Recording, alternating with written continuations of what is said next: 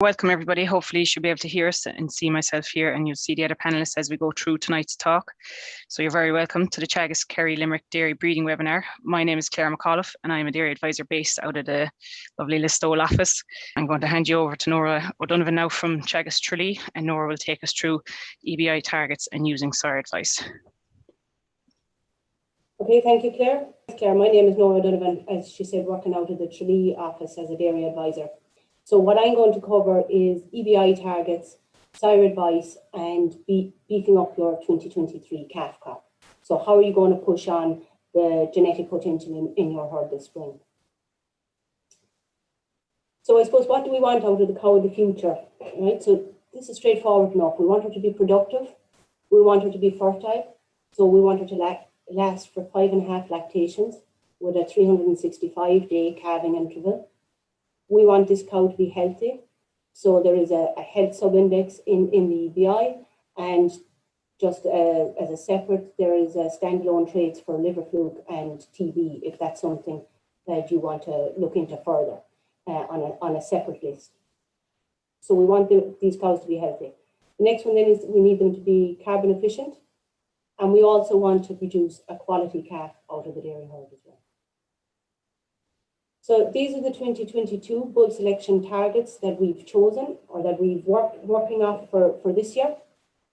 And there'll be a little bit of variation in this, but I suppose when you're picking bulls for your herd, you're picking a team of bulls. So you probably all know that at this stage, you're not just going to go and pick one bull off of the list and use him across the entire herd. You're going to want at least 7 or 8 bulls, because these are genomic bulls, a lot of them. And to increase the reliability of these bulls, you want to use a team of them, so that you're not putting all of your eggs in the one basket, that you're getting equal numbers of a team of bulls across your herd.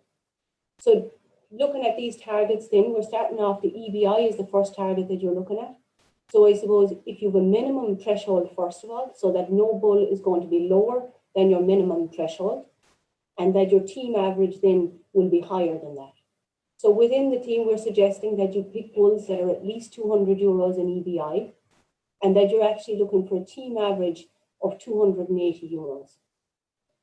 The fertility figure, because if we want a cow that is productive, she also has to have good fertility, because there's no point having a very highly productive cow that's gone out of the herd after 2 lactations. So the fertility figure, we're saying no less than 80 euros, and 80 euros is quite a low fertility figure for a genomic bull. So while you might accept it in a proven bull, I certainly wouldn't be accepting probably even 80 euros in a genomic bull. Again, you're looking at having a team average there a lot higher. So you're looking for a team average of 110 to 120 euros in fertility. On the milk side of it then, you're also looking for a good figure in the milk. You're looking for the bull not to have a figure less than 50 euro, and that the team average will be something closer 90 to 100 euro in milk, in the milk sub-index in the EBI. There's a figure here as well in the milk solids. And so if you go with your first 3 traits there, that'll be taking you a lot of the way. Now, if you want to delve a bit deeper and push on your breeding a little bit more, you want to be looking into what are the sub-index or the sub-traits in the milk index. So you're looking for milk solids in the cow. So that's the kilos of fat and protein combined. So we have a figure there of 26 euros on average for the milk solids. If you want to push on the protein percentage, you want to be using bulls that have an average of 0.17%. For the butter fat, because again, we're getting paid more now for the butter fat than we were, we're looking for an average in the team of 0.25%. And then the maintenance figure, which is directly related to the cow live weight, plus 13 euros is probably a good balance. So we'll have a look at that maybe again in a minute of what that figure means. And the health index then, so no bull less than 0 euros in health, and that the team average would be at least 5 euros, and maybe even higher than that if you can get a team with figures higher than that. Okay? So for the cow of the future that we outlined earlier, where do you need to be with the targets in EBI? So that cow needs to be having an EBI of 250 euros. So there's a profit potential there of plus 500 euros compared to the base cow. You want to have 80 euros in milk so that you're getting a cow that will produce 550 kilos of milk solids, and that she'll last in the herd for 5.5 lactations. So she'll do more than 3,000 kilos of milk solids in her lifetime. On the fertility side, you're targeting 100 euros in that cow so that she has a calving interval is equated to less than 365 days, and that you will have a cow that should get you to 5.5 lactations. If you get a health figure there and you have a target of 10 euros in your herd, that will be bringing you back to a somatic cell count of less than 100,000, because the main sub-indexes, let's say, in the health are mastitis, cell count, and lameness. And there's a lot of information being fed into the health index through milk recording in particular.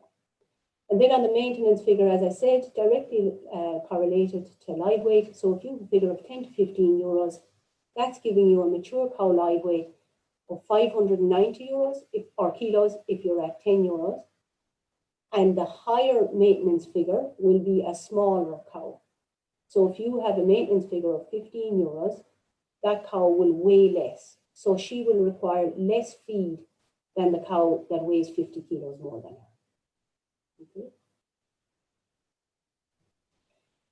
So if you're aiming to have a herd of cows or one cow that's going to deliver 4% protein, where does she have to be to get that figure?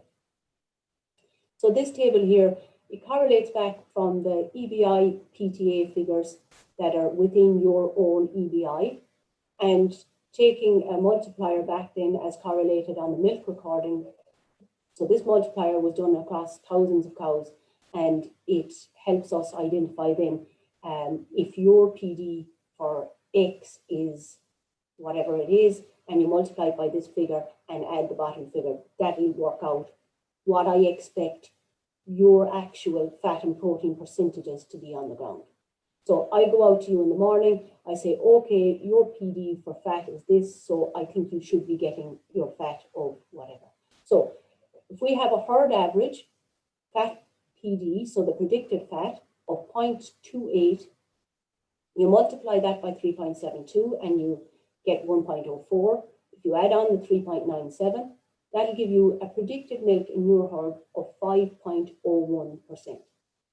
So if you have an EBI report and you look at your PD for fat and it's at 0.28, well then you have the genetic potential within your herd then to do predicted milk fat percent of 5.01. And if we're going for what we want to deliver the 4% protein, so if we have a herd average or a cow's PD for protein of plus 0.18, and we multiply that by 3.65, that gives us 0.66, and add 3.35, that'll give us a predicted milk of protein percent of 4.01. So obviously, you know, that 4.01 is what's predicted. That's her genetic potential. Obviously, depending on the environment that she's in. So if you are on a heavy farm and you're not going to be out till later, you know, maybe you'll struggle to get that higher PD for protein, but that will be your genetic potential. Okay. So why use the sire advice then? I suppose if you're a member of Herd Plus with ICBF, you have access to the dairy sire advice. And this will allow you to make better breeding decisions and take more control of the breeding policy for your farm. So instead of randomly picking the bulls, you can use the sire advice, pick bulls that really target the weaknesses in your herd and individually in your cows, and the sire advice will match the bulls that you've selected that most suit the cows, the individual cows in your herd. So if you have a cow in your herd with very low fertility and you've picked 7 bulls, one bull has a very high fertility figure, sire advice will match the high fertility bull with the low fertility cow. So you're taking a lot more control over your breeding strategy on the farm. It also allows you for refinement of your breeding strategy. And so when you're choosing the bulls, as you said, they're going to match to improve the EBI, the milk and fertility sub-indexes, and also the milk kilos and the conformation. So that's the sire advice. Now, somebody told me earlier it was similar to Tinder, but I didn't think Tinder was quite so specific as that, as far as I know. But anyway, so all sire advice selections can be transferred into the AI technician's handhelds and the herd plus breeding charts. So if you go in, you can do 5 different ones of your sire advice, being very particular in selecting the bulls to increase the overall potential. And when you're finished with picking those bulls, if you're happy with them, you've contacted the AI company and the bulls are available, and you click the button to send it off to ICBF. That will go directly to your AI technician's handheld and to the breeding chart. So when you get the breeding chart, then once you've it sent off in time, the breeding chart will come out pre-printed for you with the bulls picked out.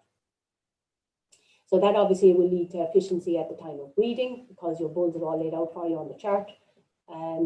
And also then it helps in planning for the AI companies. So for your efficiency and organization, and obviously, as I said, it needs to be done well ahead of making start date. And ICBF usually have a cut-off date for when you have to have the sire advice sent to them. Okay. So when we said it was using the sire advice was going to help you refine your breeding, how's it going to do that? So how many heifers do you need on the ground, first of all? And you can, typically, if you want to have a heifer on the ground, you're going to have to use 5 AI straws to get that heifer on the ground, in calf, ready to calve down in 2 years' time. So typically then for your 20 to 25% replacement rate with 100 cows in the herd, you're looking at 100 to 125 straws. If you're using sexed semen and you have a 50% conception rate and you're using it on your heifers, well then you can reduce the amount of dairy AI straws that you're going to have to use in the herd. So you're reducing that almost by half. Okay? So the bell curve there is showing all of the cows in your herd. And that's including the good, the bad, and the ugly. So the non-performers, the bottom 10% of your herd, the average 70% there, and the top 20% of performers. So is every cow in your herd worthy of having a dairy straw?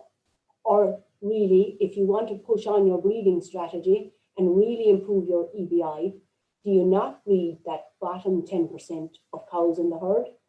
Do you let them get them a beef straw and instead focus your energy on putting dairy AI straws into your better herd? So this will drive on your genetic gain much quicker.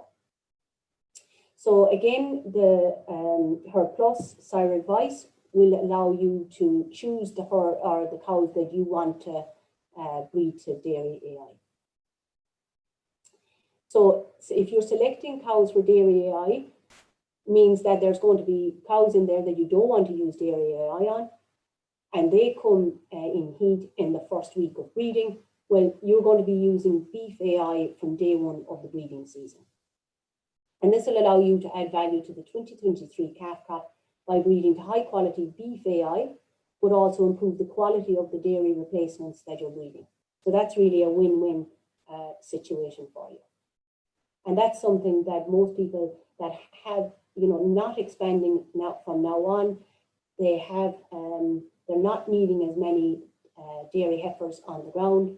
So it's really a chance to push on and be more selective with the cows that you're breeding. So as we said, if you're picking the beef cows, are the cows there that you don't want to breed the replacements from. So where do you find these? Well, you go back and look at the figures. The bottom 10% on the EBI report, that'll be one place to start. So the bottom 10 cows on your EBI, based on EBI, milk sub-index, fertility sub-index, and there'll be a degree of overlapping across these lists on what you want to pick out.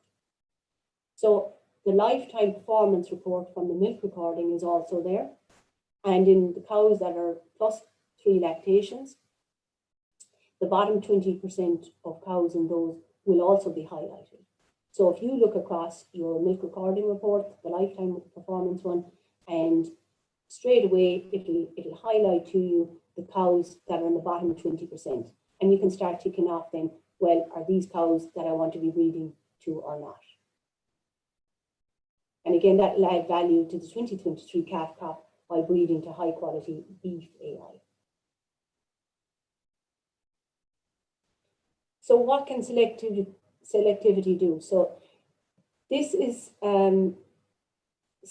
basically what you will get from your sire advice. When you have chosen your bulls, you put in the bulls to the sire advice, it selects them onto the cows, and it will tell you then, it will give you a table telling you what your expected calves will be for next year, what genetics they will have. So it looks slightly different to this, but it's the same table. So this is the resulting table, as I said, that you get after going all the way through the sire advice and putting the bulls that you've chosen onto the cows that you've chosen. So if you're using all of the cows in the herd, okay, your EBI of all the cows was 189 euros, for example, here. And the predicted calves then, when you used a bull that had 363 euros in EBI, you had predicted calves that had 276 euros EBI. Okay, they were an average of the cows and the bulls, so their milk figure was an average was 82 euro, and the fertility figure was 131 euro. Okay, and then when you went across to your fat and protein, well, the fat there you can see the predicted calves were going to have a fat of plus 0.15%, and they were going to have a protein of plus 0.12%. Okay, but if you use the same herd and you took out the bottom 10, okay, by just alone taking out the bottom 10, you automatically pushed all the cows that you were using then, their EBI automatically rose because you had the bottom 10 out of the EBI, and you then had cows that had an EBI of 202 euro. So your predicted calves then had an EBI here, for example, of 283 euros, and the fat went to plus 0.16%, and the protein went to plus 0.13%. Okay, that was just by taking out that bottom 10 cows out of your figures. Now, if you went a step further and you decided to draw the line for any cow that had a fat percent below 0.15% and a protein percent below 0.09%, and you cut out those cows, so you decided, I'm not going to breed those cows to dairy AI. This example shows what you could do then to the fat and protein of the predicted calves. So in this example, we gave a bit on the bull's weight average. So they had a lower overall EBI, but with a much higher fat and protein percent. Okay, so we now we're using a bull that had 0.3% fat and a bull that had plus 0.2% protein. But what that allowed us to do, by also using the cows that we selected, so we had a minimum of 0.15% fat on the cows and 0.12% protein, that then gave us predicted calves that had a lower overall EBI, but they were able to really push on with the fat and protein. So we now had calves on the ground next spring that had a fat percent predicted of 0.23% and a protein predicted of 0.16%. Okay, so I know we gave you a lot of figures there, but I suppose it's one way was you just took out the bottom 10 cows in the herd and on EBI, and you then automatically improved your EBI a degree. And the other one was that you cut out any cows below a certain fat and protein percent, and that really pushed on the genetics for fat and protein in the calves on the ground next year. Okay, so I suppose in summary, take charge of your farm's breeding goals to steer it in the direction that is right for you. Because when you're picking bulls, most important thing you're doing is you're looking at your own EBI first and saying, where do I need to improve on my herd? And that's basically what you're doing. So look, I know it was a quick snapshot of what you're doing in selecting the bulls, but I hope you were able to take from it that, you know, putting in a bit of extra work now will pay a lot of dividends with the calves on the ground next spring. Okay. Okay, so thanks very much, Nora.